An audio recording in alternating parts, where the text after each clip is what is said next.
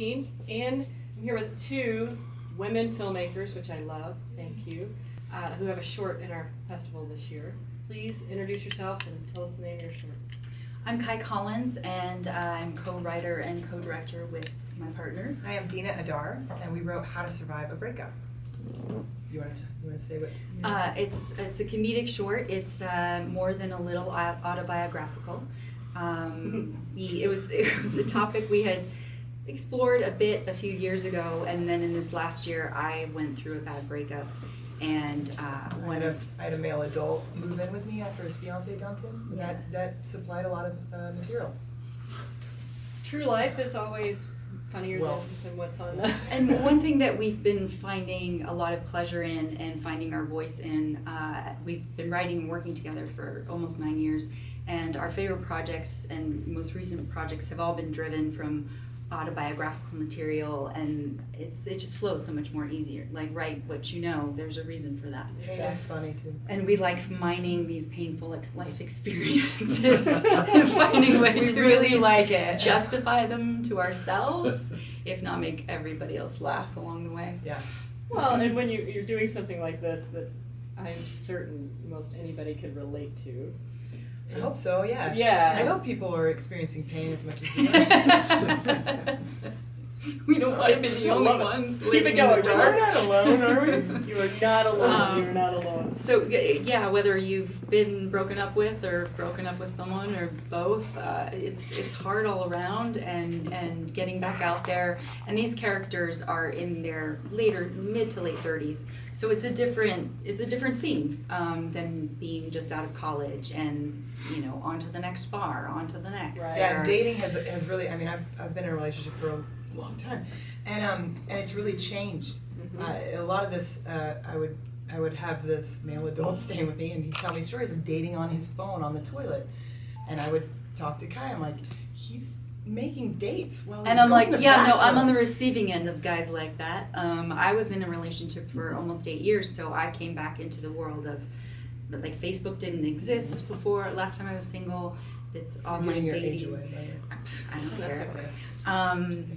I'm 57, and if you want my secret miracle cream. So it was just navigating this entirely new world and getting over my idea of like, oh no, only weirdo failures go online to date, and then seeing, a lot of weirdo But failures that's, online that's not the dating. norm anymore. But, That's the standard now. and the people you encounter, and the whole process of getting back out there and just finding the journey from a male and female perspective was really fun for us to explore. Do you remember a time when dating ads were in the newspaper? Yes. Yeah. Yeah.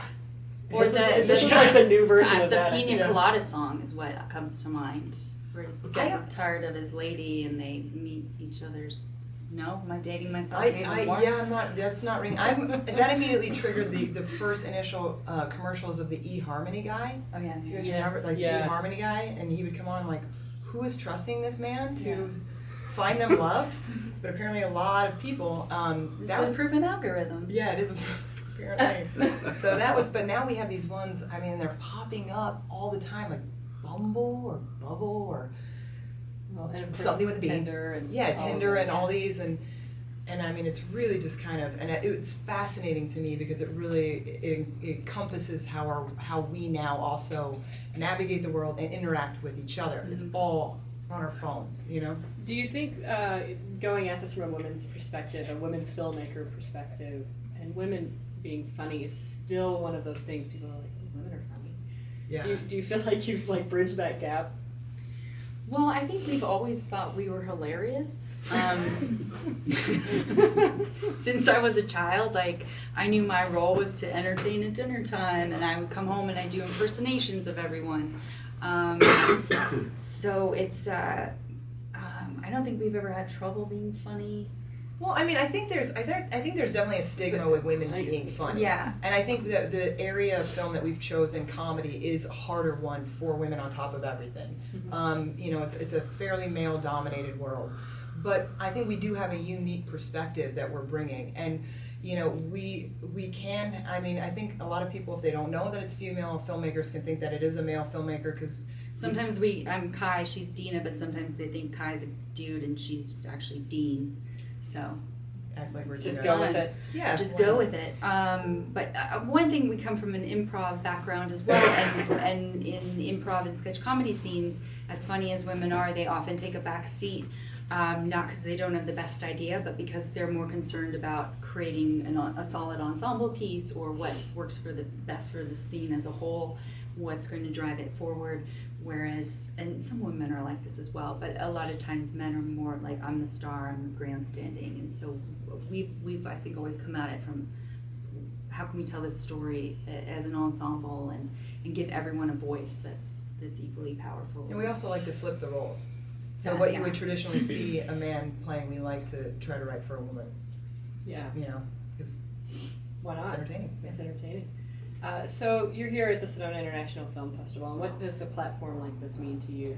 This festival is the most amazing, nurturing festival for filmmakers. It really is a filmmakers film festival. And we had heard from other filmmakers that this is the festival to go to, which was, you know, a large part of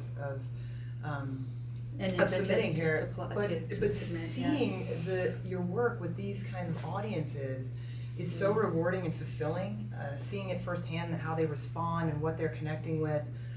So everybody's been so lovely and so open and so, I mean, willing to talk. I don't know. It doesn't seem like there's, you know, oh, this is where the cool kids hang out, and you newbie filmmakers have to go stand in the corner, and if there's food left over, you can sneak some home. This just, I mean, we've been embraced from the get-go, and the way they take care of us, whether it's accommodations or food or plugging our work to others, everyone has been so open to saying hello and talking with us, and we've learned so much from fellow filmmakers Yes. here, and Yeah. made so many new friends. And I mean, it sounds so cheesy, but it's really true. It's like, we've made friends for life. We have We've laughed. made We new have friends. cried. We stayed up all night doing our nails.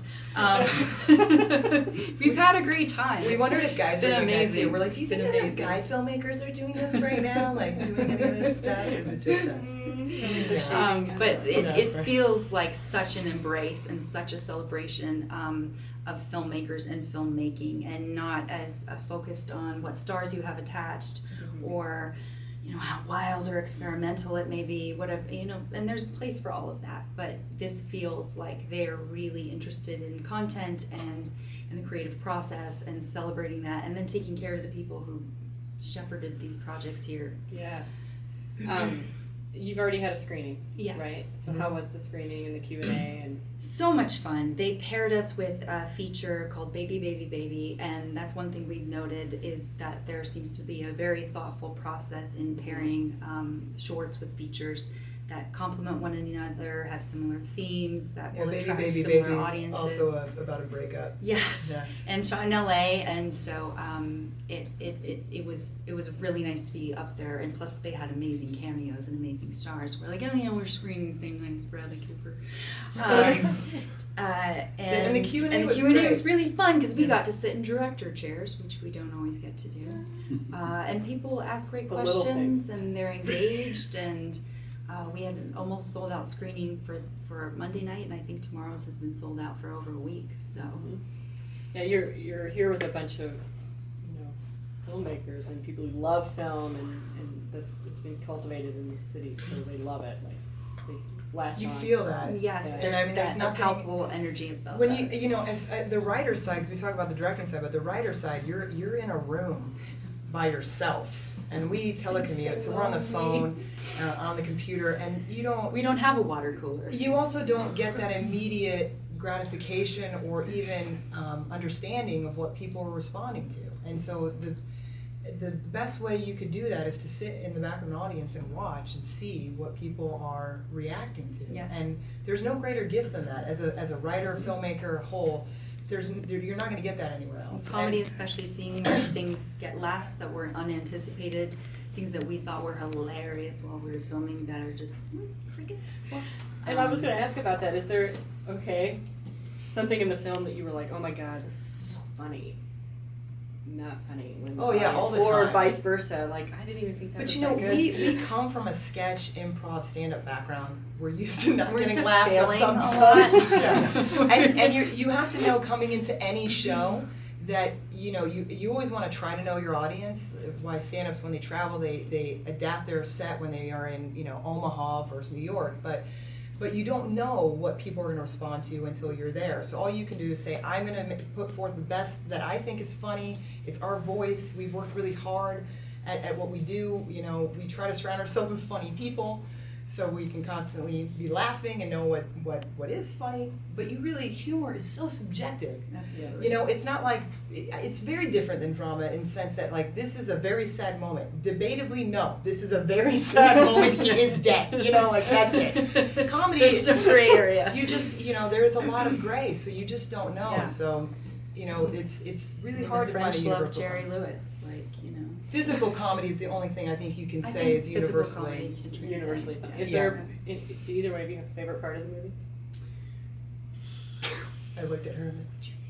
I think it might be the tag, the end, where we're rolling credits, because it gets such a laugh every time, and it's really fun to be in an audience with several hundred people who are just, you know, when something you've created brings the house down. Yeah. There's a scene where we have a split screen of the female and male leads on both on a toilet dating on their phones, and that to me was just, it's really fun just to watch the timing of the actors and what they're saying and doing and knowing, how it knowing where wasn't- that came from. It wasn't Yeah. necessarily something we had intended to edit that way, but in the post-production process, seeing like how these would dovetail, and so yeah, I would say those are my anything on the toilets. Is funny. We All like right, we like the toilet scenes the best. Queen of the toilet scenes. It's kind of our MO.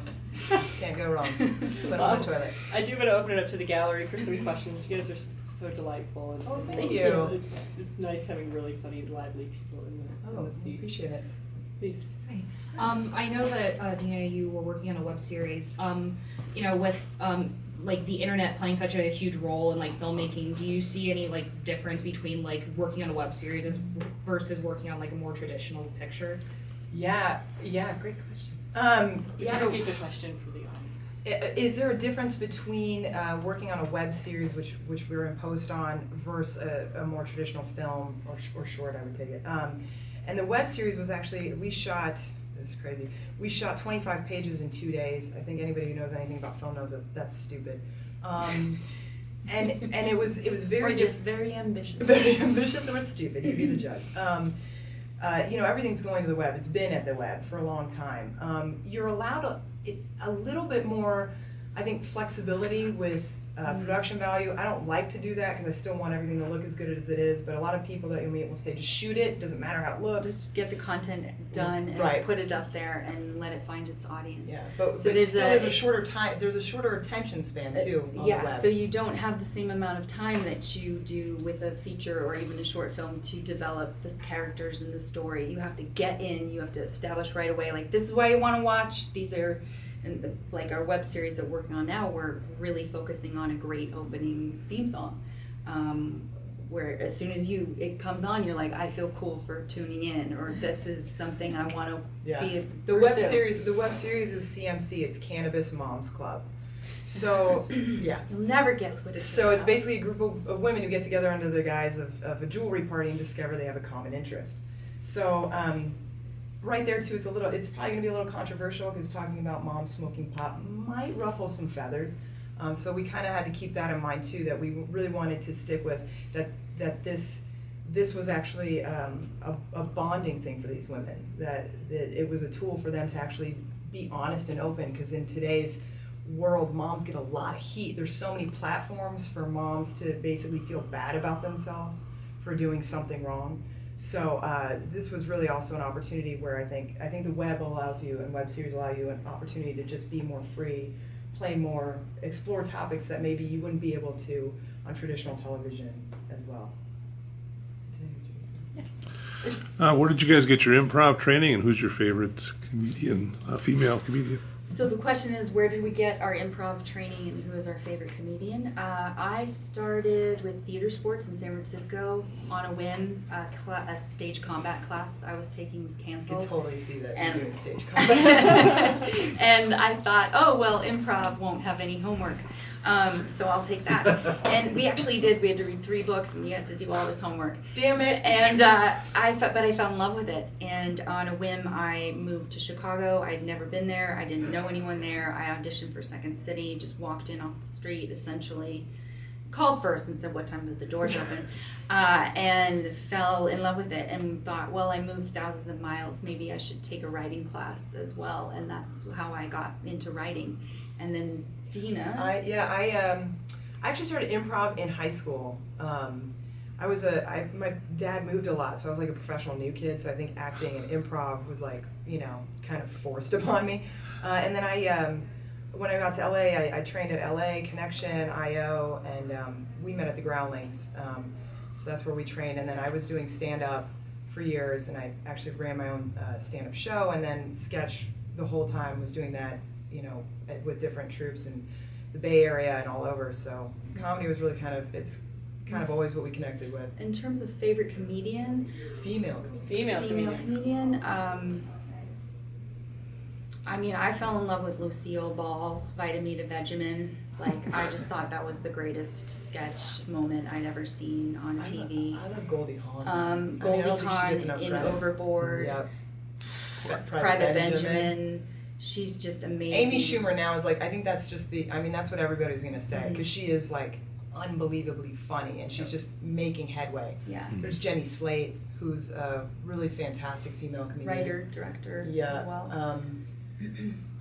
There's Well, who, when you were really young, who were you looking I'm like my youth, blank. at? Well, there are a lot. Now you have Tina Fey and And Amy they Poehler. broke open a lot of doors. Maya Tina Rudolph. I Tina love Fey Maya being Rudolph. I love me the some first Maya head writer on SNL, female head writer.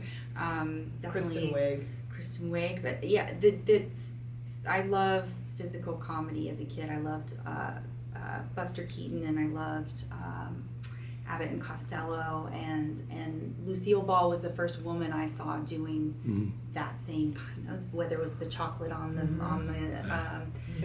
conveyor belt, or just getting progressively drunker and drunker doing this commercial she had talked her way into. I loved her brazen approach and attitude and her physicality.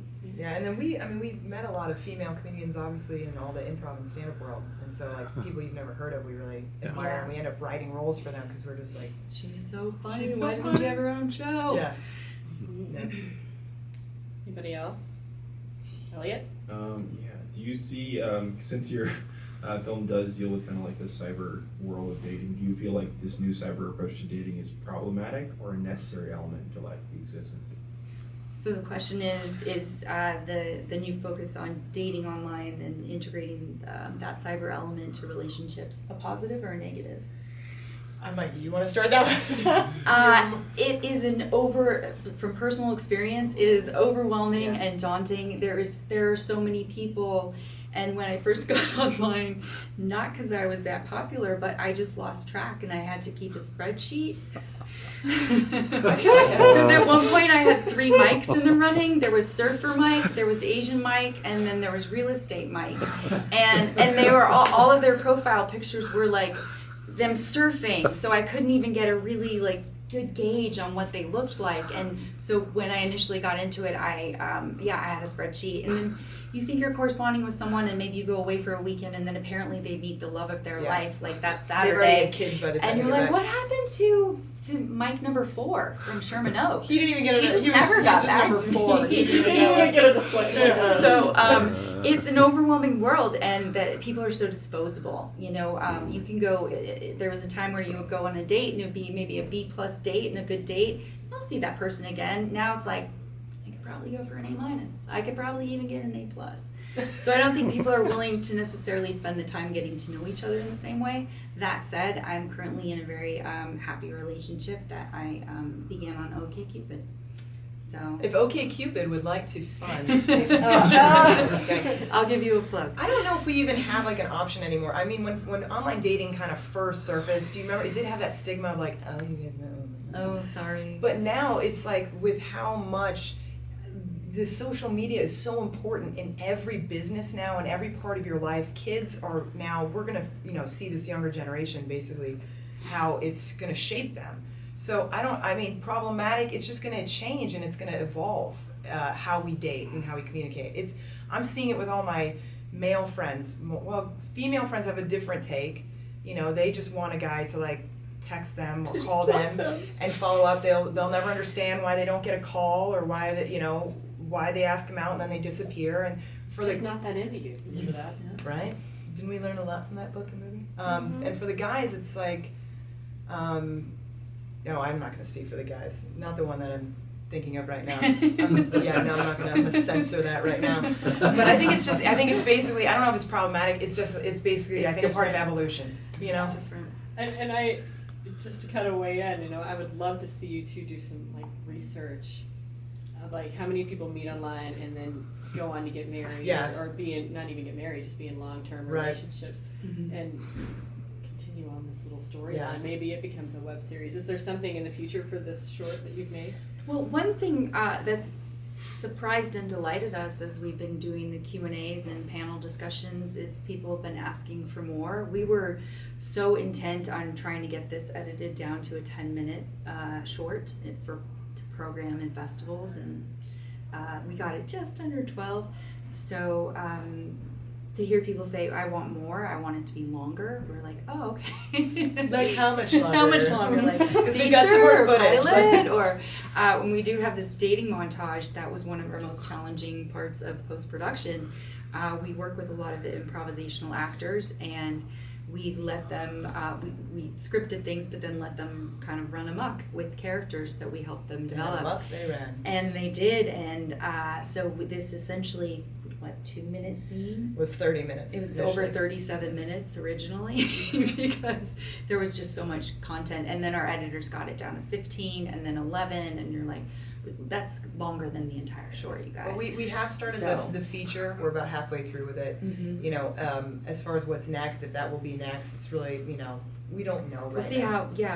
how the response continues to be on the festival circuit, and Well, if the we have an finish is good. option for distribution of some kind. We have an idea of how to structure it as a pilot and how to continue it through season after season once you survive the breakup. Yeah. Where do you go from there? But we also Survive a are relationship. developing a feature version.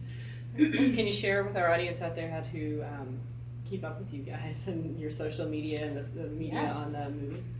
Yes, we can. We're on Facebook and we're Instagram as Quiet Quiet Duke. Yeah, you can find us on Instagram. We're on Twitter, but we Barely. don't do it very well. We were not Quiet Quiet. Duke.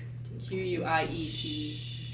Yeah, that's basically when we first started doing film. We were filming a short called Palin Effect. That was during the elections of Palin. Yeah, and the scene required Kai. This is Back when we acted. back when we were acting ourselves, so a very long time ago. But she was tackling me, and I have a dog named Duke, who's a Boston Terrier, would not shut up, and the whole show we're like, Quiet Duke. Quiet Duke! So that became our namesake. You guys are funny. We work with a lot of animals, not intentionally. So We seem to always inadvertently write in children, and animals, exterior scenes. We had a fly we had to kill in the last one. Yeah, yeah. Luckily It we was- found a dead moth. Found a dead one, so. You guys are really funny. Thank and I you. really, really hope that other people see you and see your personality and you go on forward doing what you're doing. Thank Because you. it's Thanks so much. wonderful having Thank you you so here. much. Appreciate it. Thank you for being here. Thanks for having us. I forgot this is not live. The end. The end.